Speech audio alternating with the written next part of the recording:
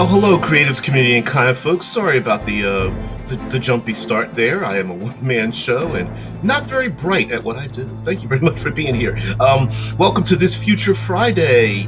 Yes, today, as has happened recently when the show has come back, has been a slight project of mine. I'm a avid tabletop role-playing game enthusiast, and I'm also an advocate of geeky television and movies and such, and a new television show that airs here in the U.S. And I'm sure in other markets is a show called Debris, and I thought it would be really cool to mine this brand new television show for what it has. Now, for all of us in the science fiction and geekosphere, we are constantly inundated with the death of our darlings. Okay, when a new sci-fi show comes out, a new series comes out, we are both praying for the best and predicting the worst when it comes to these shows,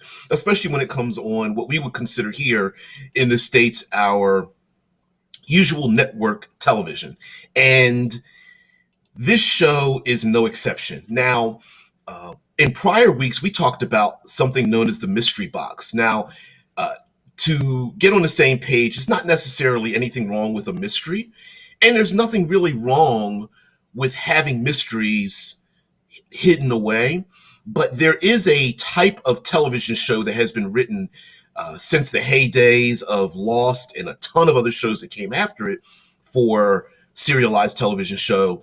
And there's this concept of creating the mystery box, capital M, capital B, where the creators of the show come up with a great premise, but they have no idea how that premise came about, nor how to answer any of the questions in the premise. And so what ends up happening is various writers and showrunners come along and they start adding their 2 cents to the world, much like the idea of starting a tabletop campaign where you switch off the campaign to various DMs, but no one has gotten on the same page as to how the actual campaign is supposed to progress. Maybe one DM is like, oh, this is all started by dragons. And the players are like, great. And then the next DM picks it up, and in their mind, they're not thinking of dragons. They're thinking of like an evil lich. And then someone else is like, no, this is about time travel. And it goes on and on and on. And I've seen the first 4 episodes. And from what I understand, the show may pull itself out of the ditch it's digging for itself, but it's a little bit disjointed. But we're not here to decipher or take apart the show, but what we're going to do is think about the concept of the show, the aspects of the show, the setting, the themes in it, and we're going to basically steal it for our own tabletop role-playing games. All right. Now, for those who don't know, on these Future Fridays, not only am I a tabletop role-playing enthusiast, but I'm also not just a sci-fi head, but I love transhumanism. So I will reference a lot of, within the subgenre of science fiction, I will reference a lot of transhumanism, but this could be used for anything from modern day all the way, even fantasy, all the way out to your super high-tech realms of exploration. So what is Debris about?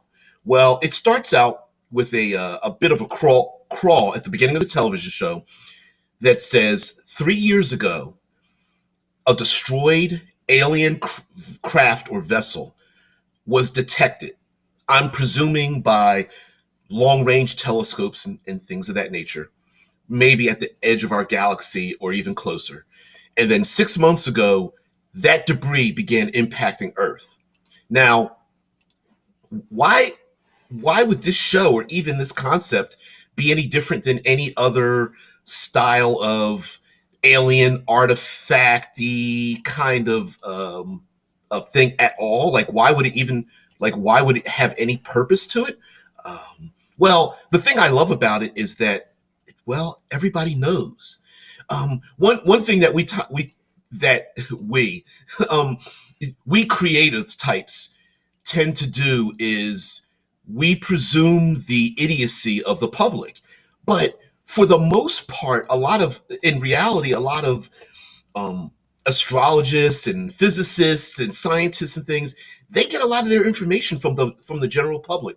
And there are some people who are like the equivalent of ham radio operators out there that would detect this kind of, you know, intrastellar object or objects coming to our Earth maybe before any of the scientists would.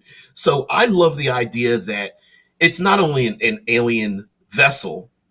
They clearly tell you it's alien vessel in the show, but it's been destroyed. And you're like, well, how would they know? Well, I'm sure there are mechanisms to detect something, whether it's one solid object or a bunch of smaller objects moving at a particular rate of speed and direction that would suggest that it isn't anything that we've already seen. And the fact that, well, the public knows about it, or at least those who are in the know about this. World governments, corporations, armchair individuals like myself who are like looking up in the sky and noticing something. And then 6 months ago, that debris begins impacting Earth. Now, Gaster Two Soul says perhaps the special alien technology is kind of mixed up as magic. Well, the uh, modifying that phrase, the Arthur C. Clarke of phraseology that a sufficiently advanced technology is indistinguishable from magic. The television show goes into that. So we have our two main characters. One's MI6, the other CIA, and they are both put together in an organization that I'm calling Orbital. They kind of hint towards it, but they don't really call it Orbital. But the Orbital organization is going around finding, discovering, analyzing, solving problems related all with the debris. So this show very much is like Fringe, X-Files, Warehouse 13, and some other television shows. And it kind of mixes them all together. Gaster Two Soul says in the Twitch chat, maybe there are these advanced staffs that seemingly are able to shift the ground, allowing structures to be made, but it can also be made to send like a small earthquake to disarm enemies, or maybe a special strange gauntlet that's able to form a shield when the fist is clenched, or a sword that's fueled by psychic energy, or the like. Maybe make it light ablaze, just spitballing ideas. Well, you're actually quite a bit. You guys are always ahead of me. Sorry about that. Always ahead of me, and ahead of the head of the show for the most part, because I'm a bit of an idiot. Yes, thank you there, Tesla. Any sufficiently advanced technology is indistinguishable from magic, Arthur C. Clarke. And part of that, the term kind of has to deal with us as a society. Like, we could create technology that's so advanced that if we lose our ability to decipher what it is, that it might seem magic to us later on in our fallen society. But whatever the case may be, in the television show over these past 4 episodes I've seen, I believe the 5th one has already aired. Not only are they finding intact artifacts, they're finding destroyed bits and pieces of, this alien craft that has landed on the planet.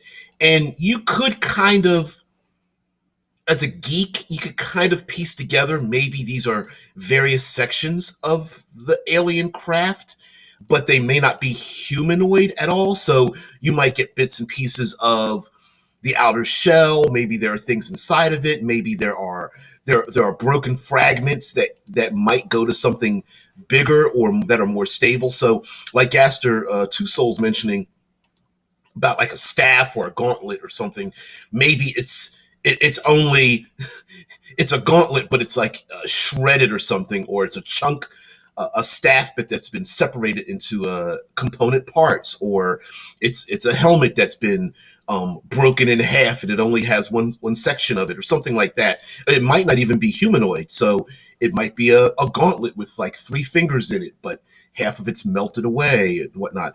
If you're talking more fantasy, and excuse me.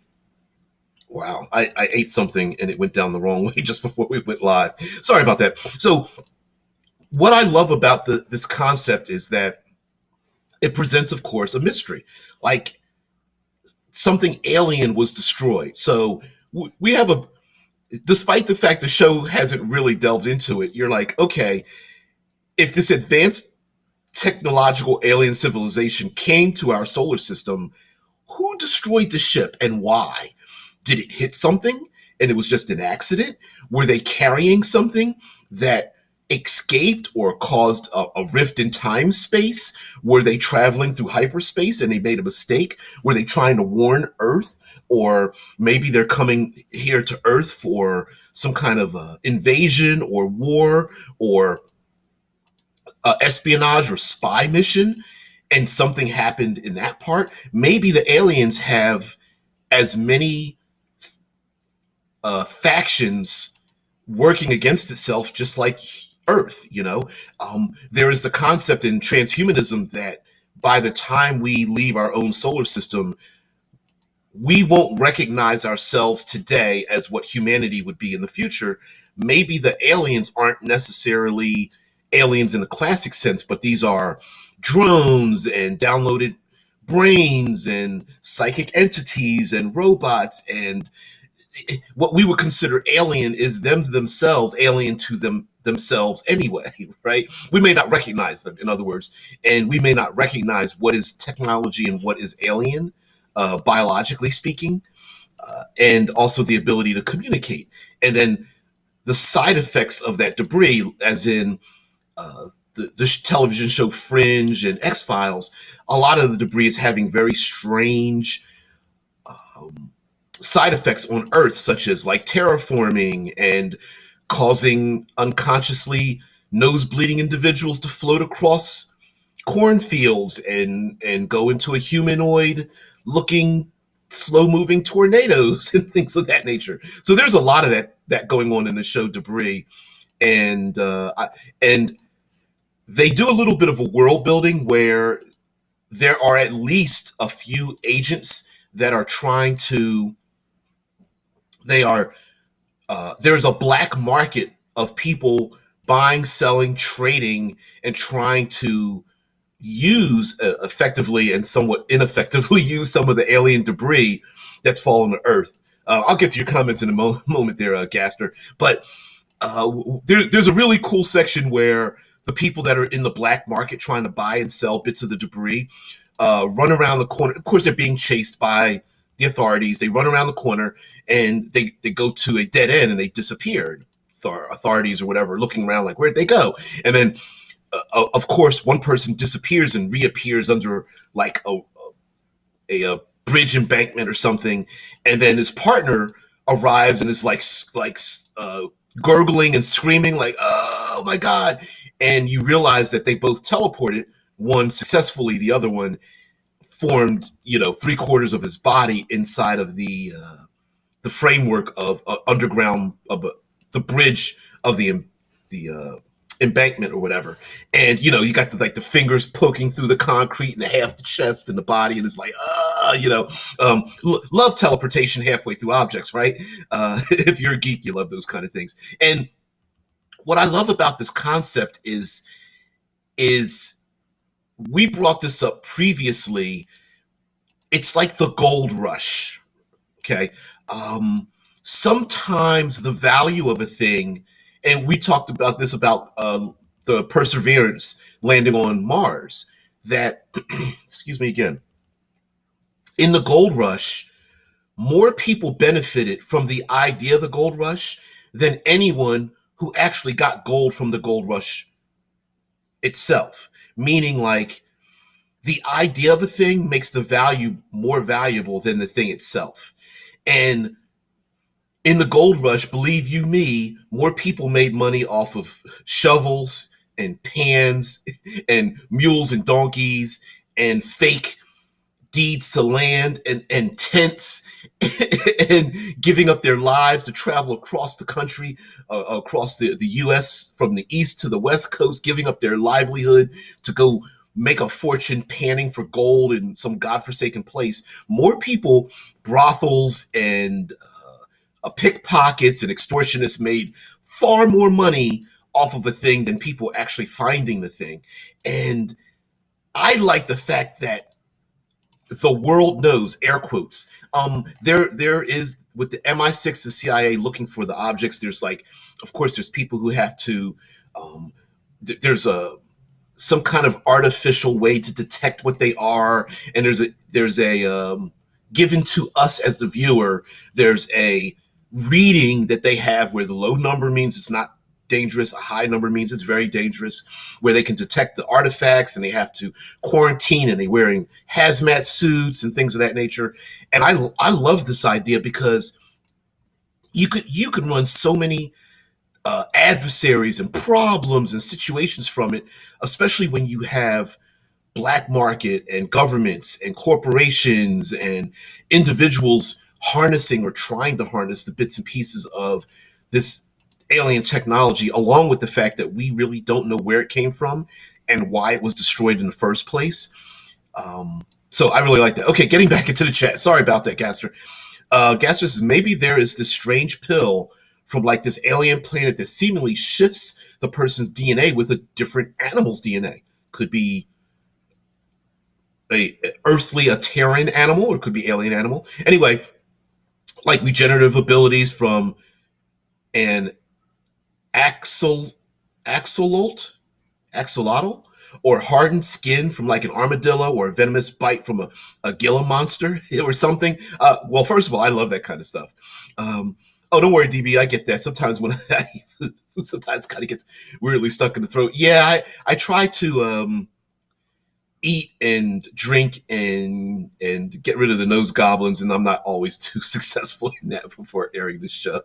But it's a thing. Yeah, and it's like right there too. Oh. Anyway, he goes on to say, but getting back on point, maybe there are these weird gene manipulating or splicing devices or pills that give a person wicked abilities. Maybe we get strange mutations where we get things like people who completely shift with the pills effects, and that's where we get things like vampires, werewolves, or maybe even mer people, which would explain a little more in things like fantasy creatures. In a fantasy realm, absolutely, and the something that exists in a Gila monster.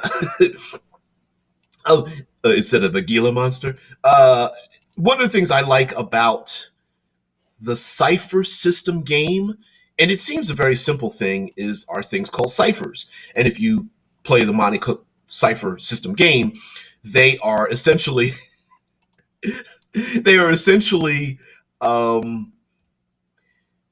one use items, and I use items very loosely, that allow an individual the ability to either do something very unique once, or gain some kind of bonus to some kind of character capability, but you're only able to use it once, and it becomes an economy in the game. The players are always trying to look for ciphers, and the game masters handing out ciphers left and right so that the players use them in unique ways to get rid of them to get more ciphers.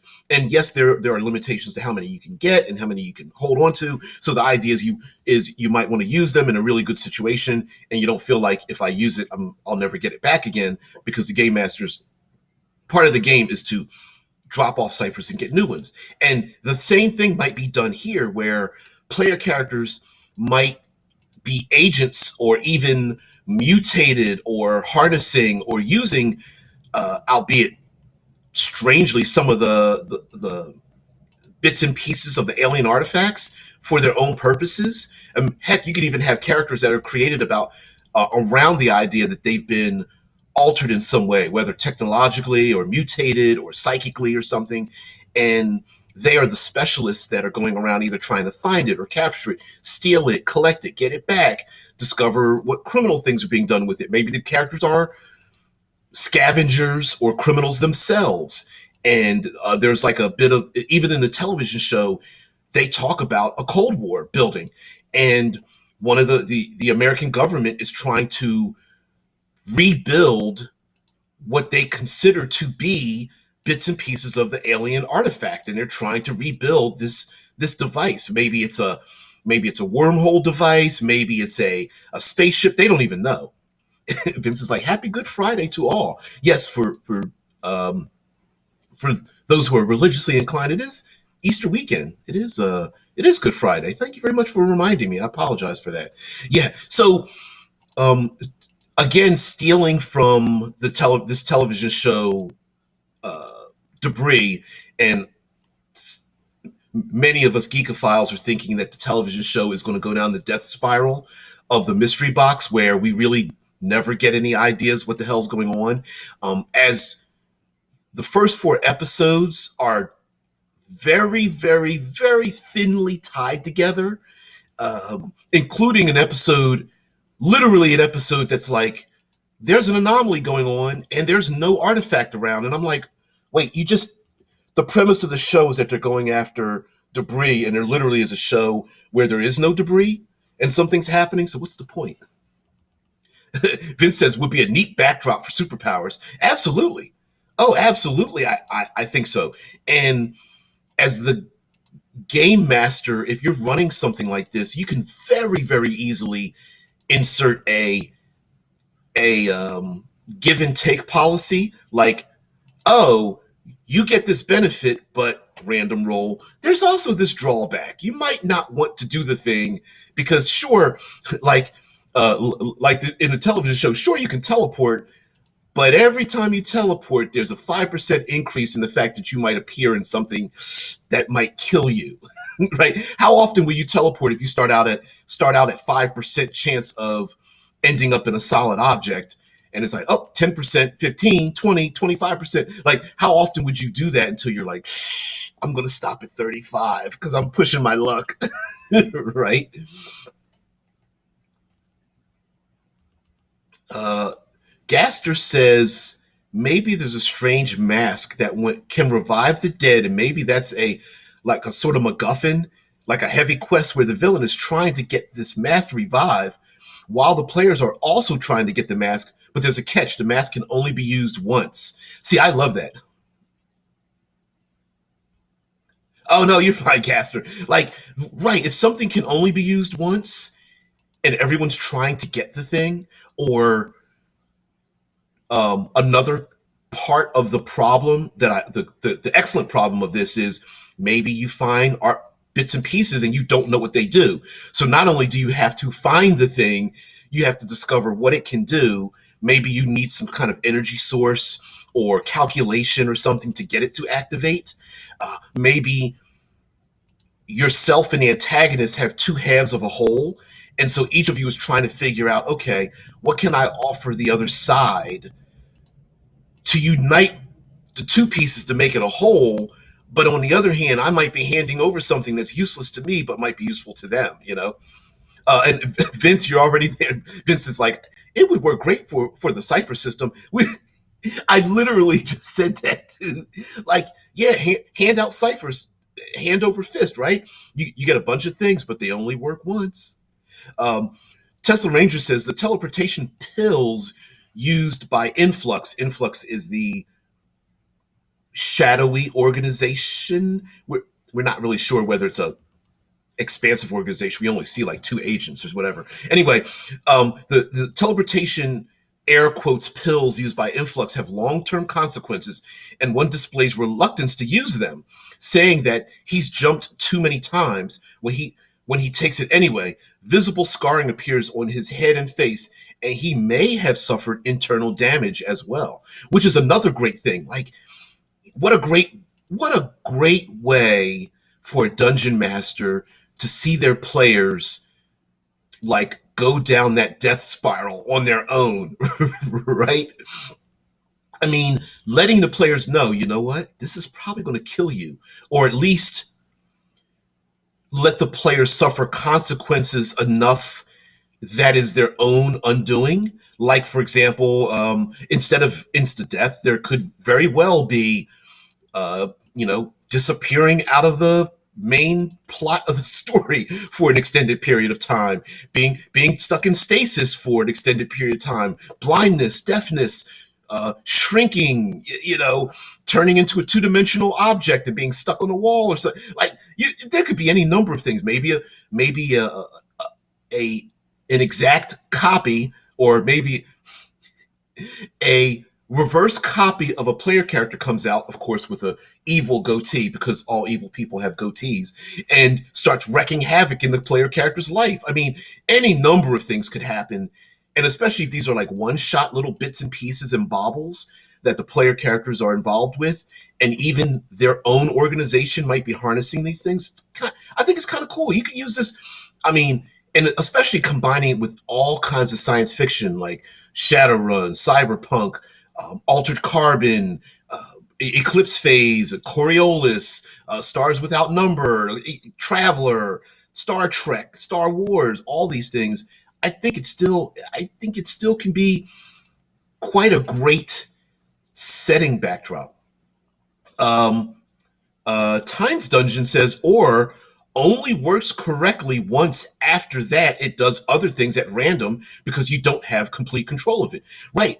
Let it use, hey, and listen, we know as player characters, as dungeon masters, when we hand things to our player characters, if it go boom, it will go boom, right? You don't hand a player character a red button because they'll push it.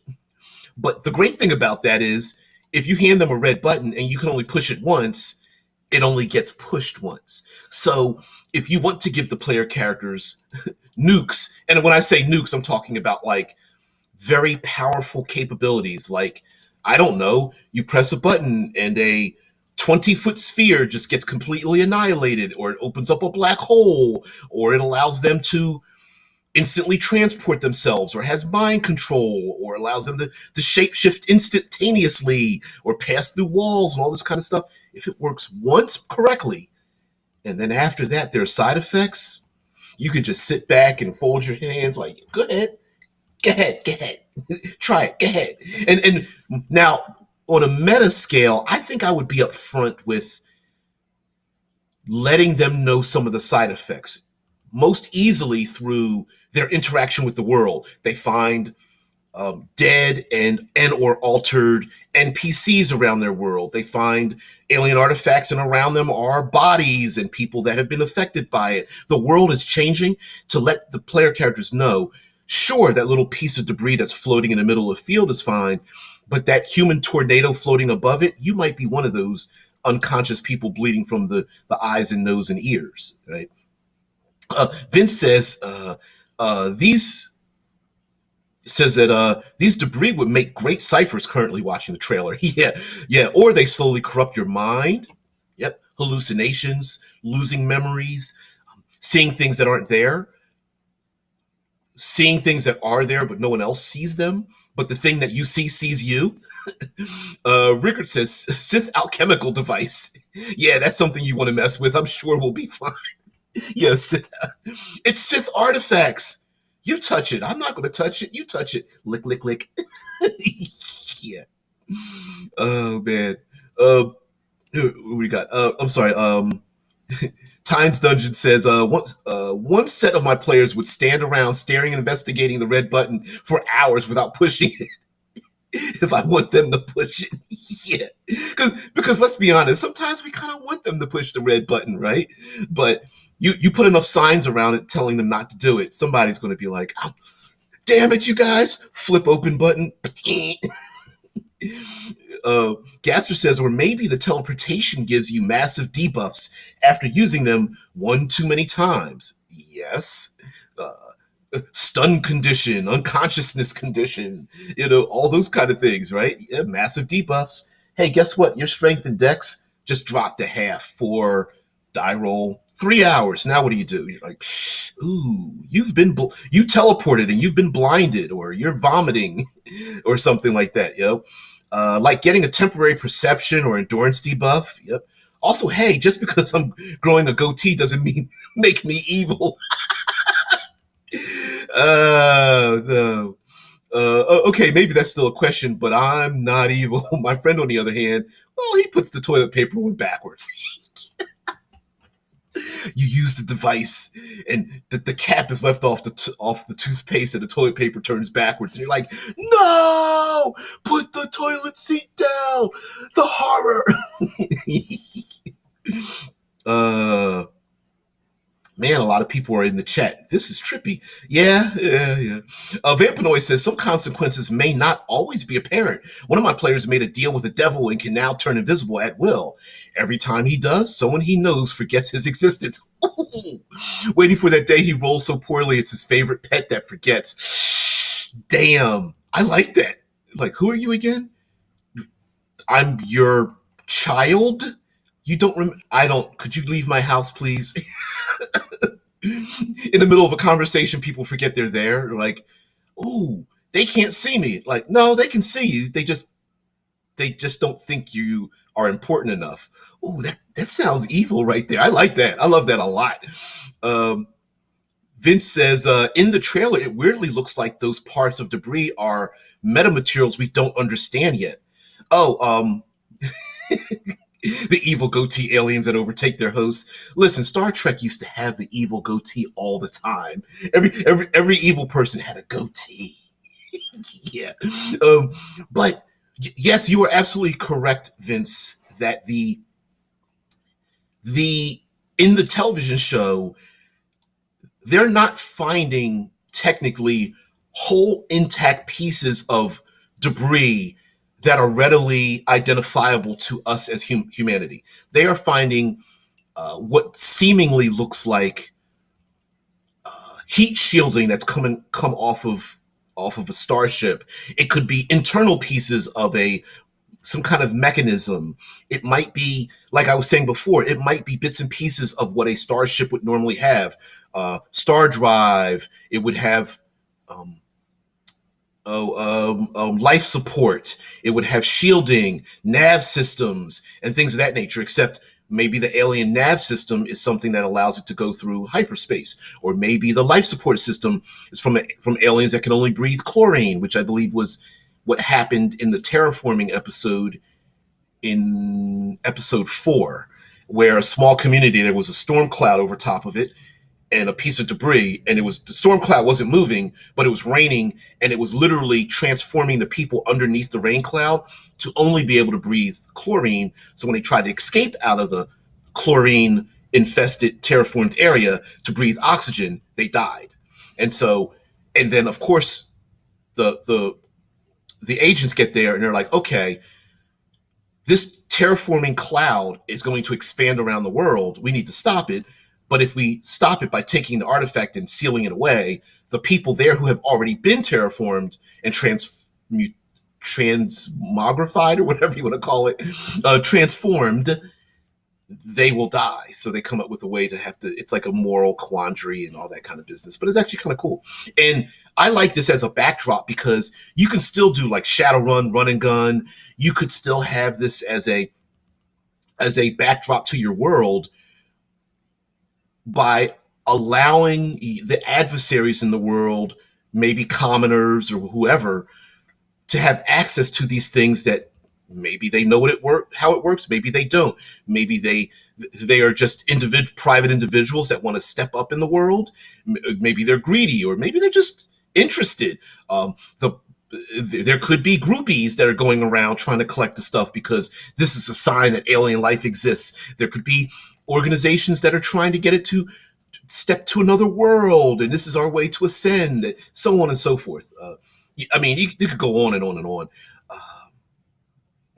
Gas Two Souls is okay. I like masks. What can I say? They're fun as magic items. I love masks too, because what if the mask transforms you? It gives you an ability, but it also transforms your personality into whatever it's in the mask. Vampanoid says, taking a page from Lord of the Rings, maybe when you're aware of your presence and actively hunt you like the Nazgul. Yeah, I like the idea that not only can they see you and come after you, maybe nobody else sees them or even knows that they exist. Like, you're physically assaulted by these creatures and everyone else is going like, why are you being slashed and cut up and bitten? I don't get it. Oh, the mask. Jim Carrey. Yeah. That pretty much changes your personality.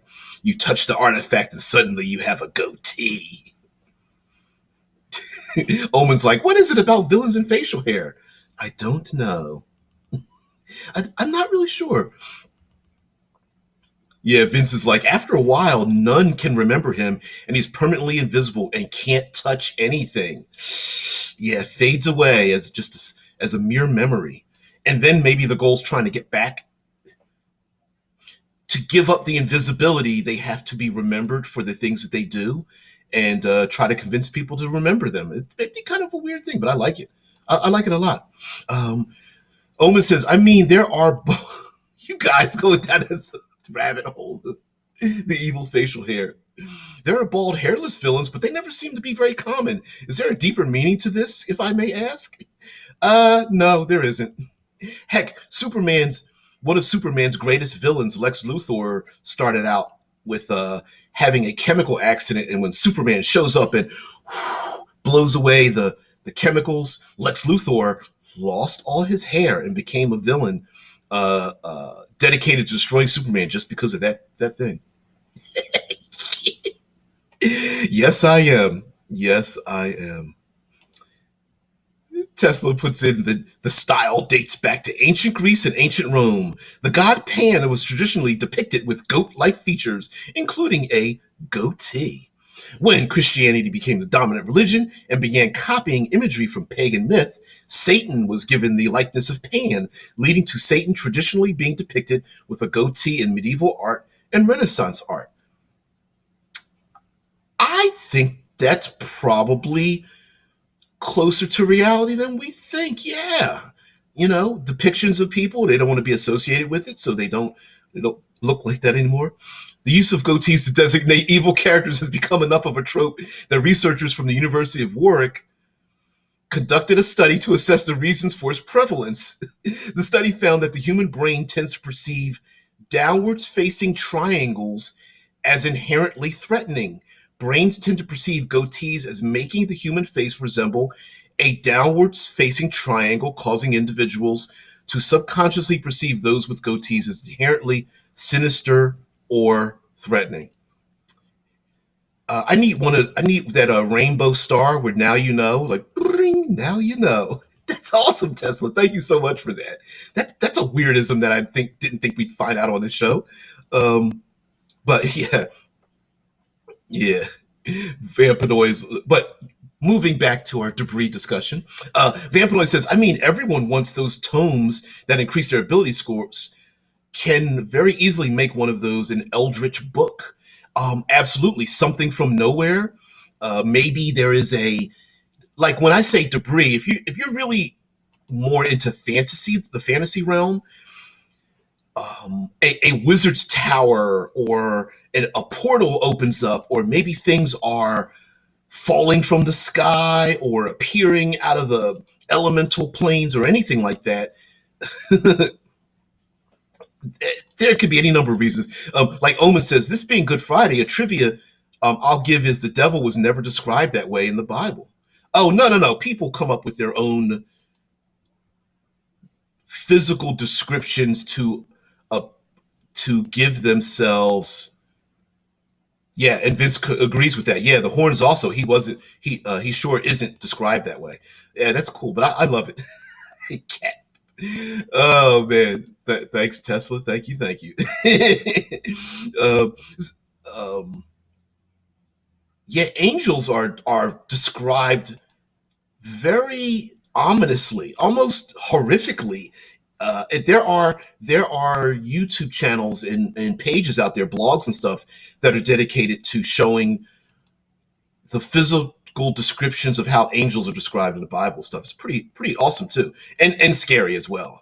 Multiple eyes and wings and all that kind of business. Yeah, yeah. Now, if we want to go on a more, I don't know if we want to go down a biblical path, but the same could be said for how many RPGs have we seen where it is a war between fiends and the celestials, angels and demons and devils and such, and again, it could be debris, and I use the word debris loosely, falling from the sky, where it literally the blood of angels and the sweat of demons falls from the sky and impacts the earth, and various things happen that way as well. Yeah. Yep. Vince says, and the only angels in the Bible with two wings are statues on top of the covenant. All others have no wings or four plus.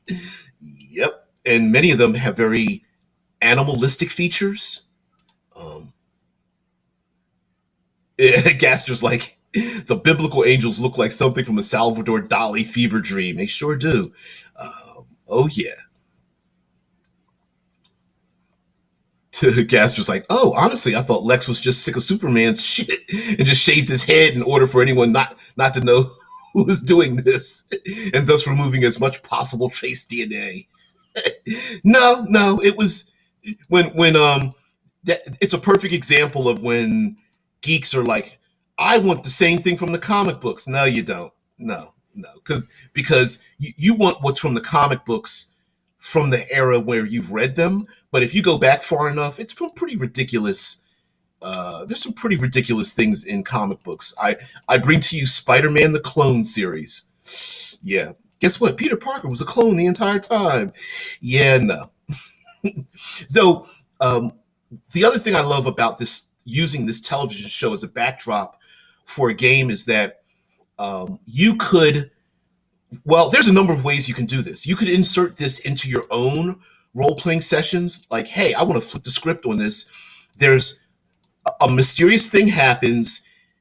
Many people know about it, whether they are anything from oracles to observers of the sky or whatnot, falling from the sky or appearing in the world, that you're able to throw a monkey wrench, some randomization into your world, and have this meta thing of where the world and the player characters are all trying to get to a thing. You're creating the triangle, right? You have your protagonist, your antagonist, and this third thing that you can always draw upon when you're being stuck for motivations for why people are doing the things they do. For example, in classic science fiction or Dungeons and Dragons, you have evil for evil's sake. Oh, we're bad guys. We're going to shoot people because we're going to destroy them. And you can roll your eyes on that as much as you want.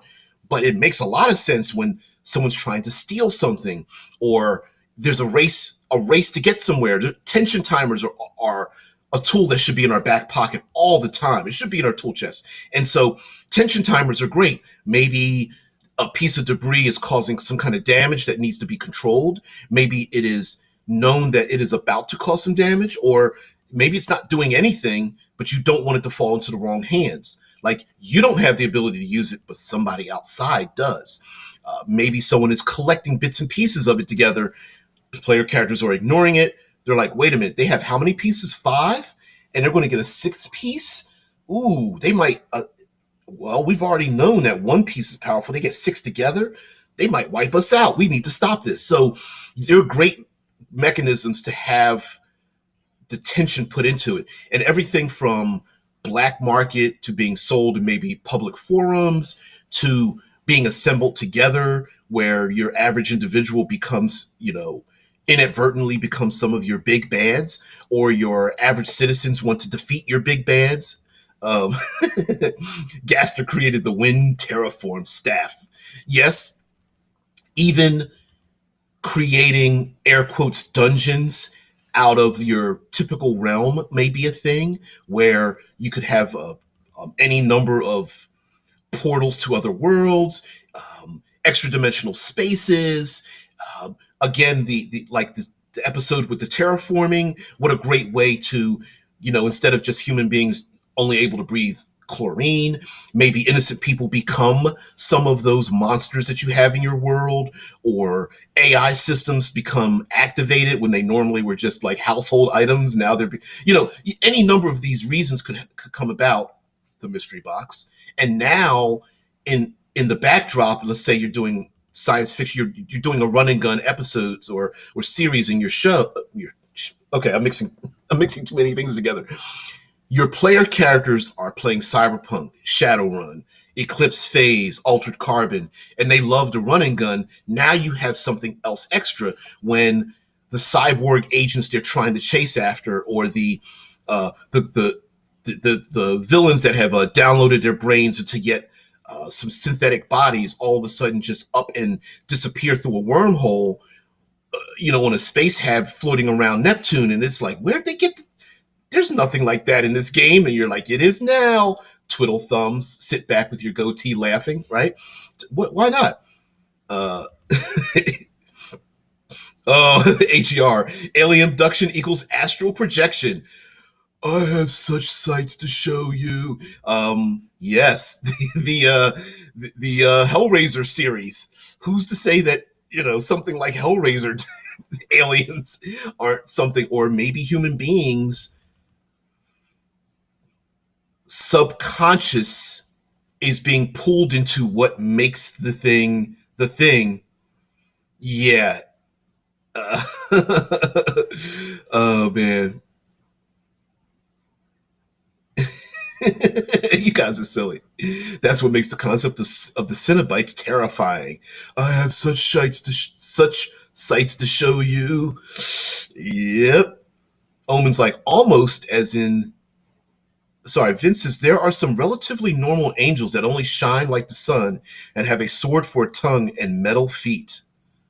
That's relatively normal? I don't think so. I love it. Yep.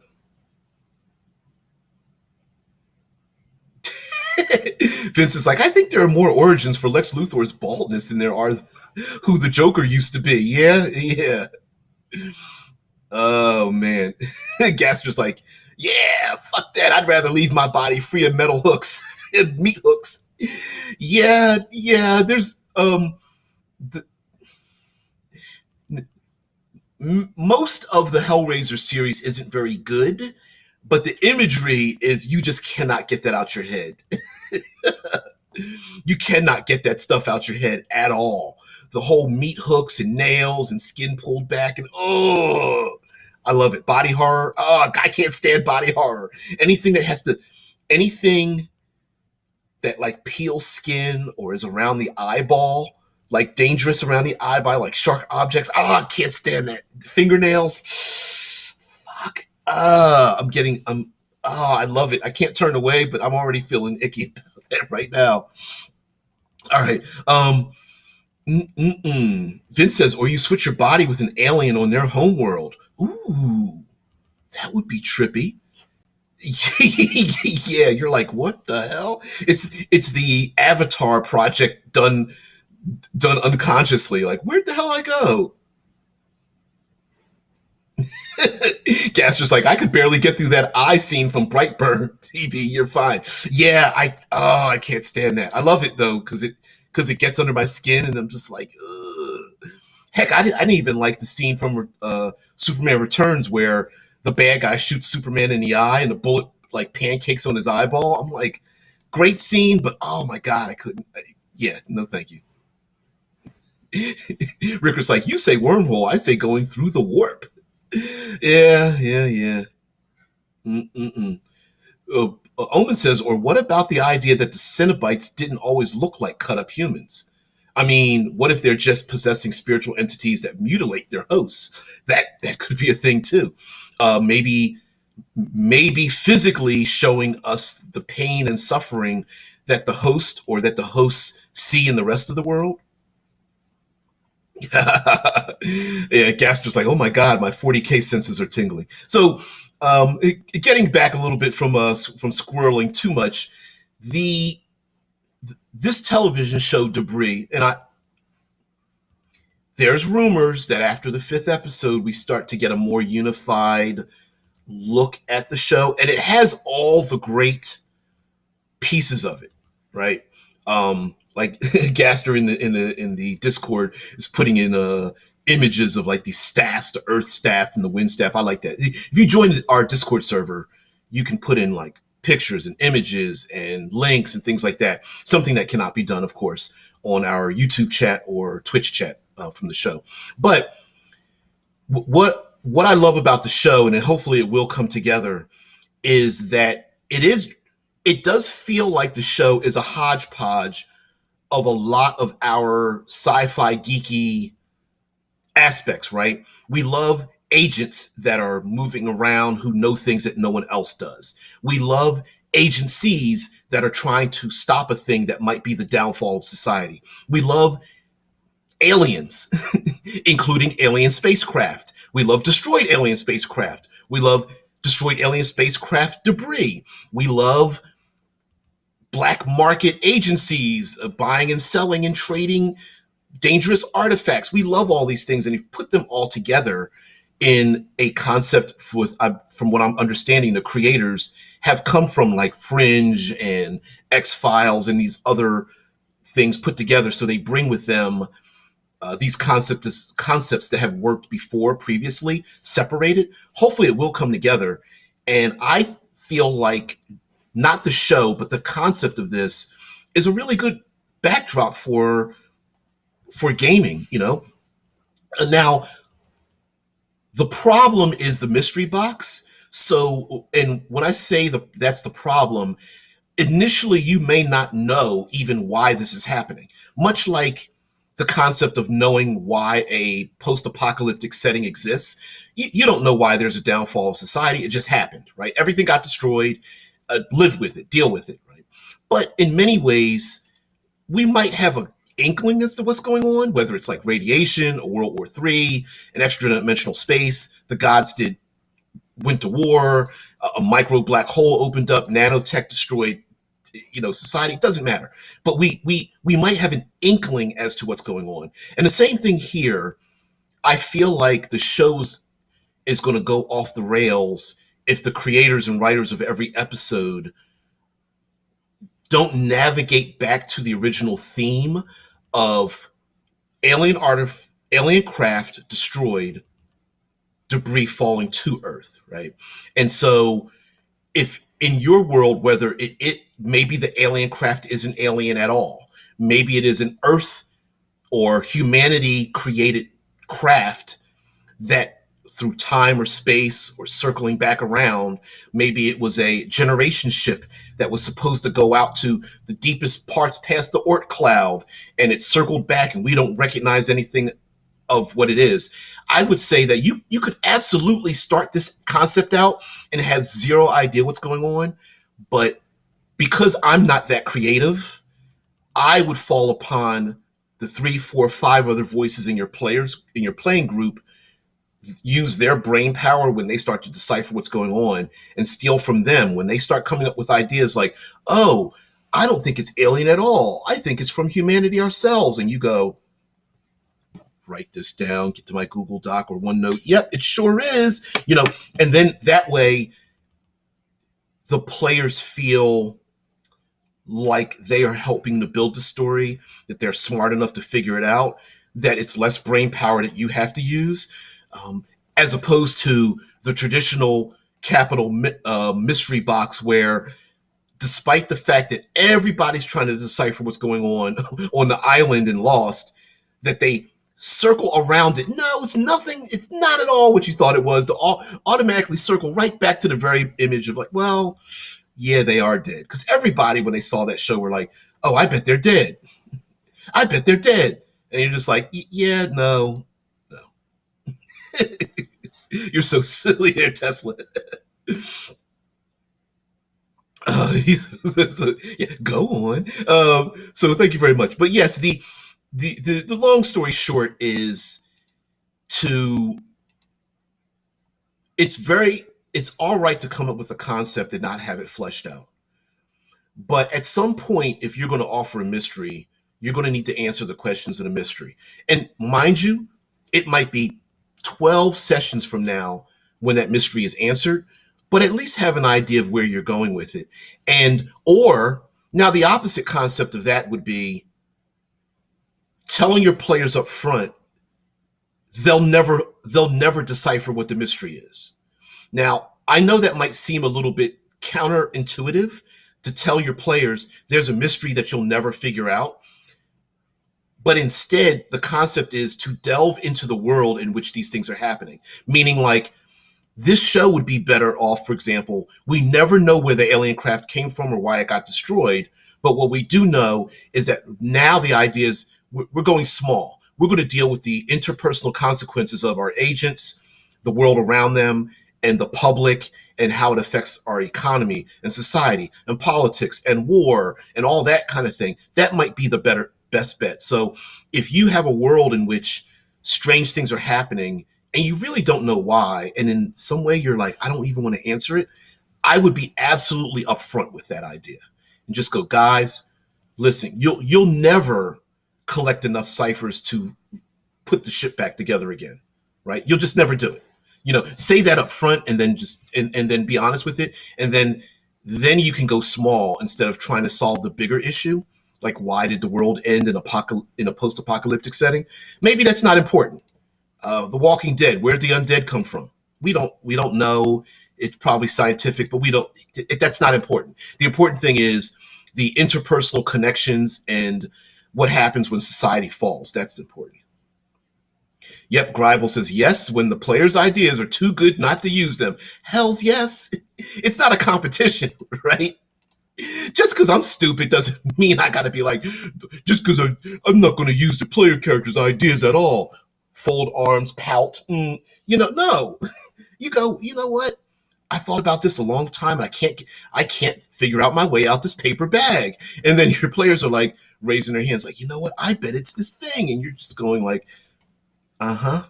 You're so smart. I can't believe you figured out my plot. Right? And it's okay. Matter of fact, if they figure it out early, so what? If your players guessed the reason why the alien craft got destroyed and is tumbling towards Earth, figured it out the first 5 minutes of the game, that doesn't negate the fact that they still have to navigate in a world with strange debris falling from the sky, right? They still have to figure it out. Maybe they know, maybe people believe them, maybe a cult builds around their ideas, or someone wants to kill them because they know what happened, or the alien artifacts are somehow activating around the individual or individuals that understand what the plot really is. Or maybe the plot that they figured out, something very dangerous and lethal, is something that they need to keep secret, but they released it to at least one other person. Because remember, secrets aren't secrets when two or more people know them. So a lot of this could just be a problem. And why not? Yep, Vampanoid says, told my players literally, it's not your job to fix the world, just exist in it. Exactly. We've done that. That might be next week's. That might be next week's. I might do a permutation. Thank you, Vampanoid. That might be next week's. When we go back into doing Monster Mondays and Trope Tuesdays and World Building Wednesdays, Third Pillar Thursdays. Future Fridays, maybe we'll do something like that. Fix the world or live in it. I'm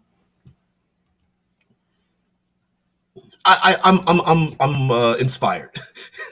Vincent says, did I mention I finished my first alpha for Visitors the Infection, where you play body snatcher aliens in World of Darkness? It's full of body horror. Ooh. Oh, thanks to Vampanoid. Says, yeah, definitely, you're welcome. No, thank you. Thank you. Yeah, I love it. AGR says, alien artifacts might have alien pathogens before you know it. Alien zombies. Hells yes. And any number of things. But anyway, guys, we've hit the hour mark. Thank you so much for just being here and just letting me rant and rave and all that kind of business, and pulling far too many good ideas from you guys. And of course, we get a little squirrely sometimes on this show. We lose track of the things that we are doing on this show quite often. A little fault of mine, but whatever. It's one man show over here, no big deal. But again, yeah, I love science fiction, and I have high hopes for the show. And just as a creative like you guys, sometimes I just watch things and the whole time I'm like taking notes in the back of my head, like, how can I steal this for my games? Maybe that might be really cool. So again, there is a television show airing here in the US called Debris. Do you need to watch the show? I don't know. I give it like a 6.5 so far, and allow me to change my opinion of the show as it goes on. I might even have to watch the whole thing and hate watch it, like I was doing with Manifest, but that's another series. Anyway, guys, thank you very much for being part of it, and I appreciate you being here. Thank you so much. Guys, have a great one. I'll see you later. Bye. Oh, I love it. I love it so much. Oh man, Friday, great day to go out of here. Oh man, and then even yeah, had my medical test yesterday and pretty good. Even though I'm a man of a certain age, so you get blood drawn and have your prostate checked out and all that kind of business. Kind of weird. But anyway, enough about me. You guys have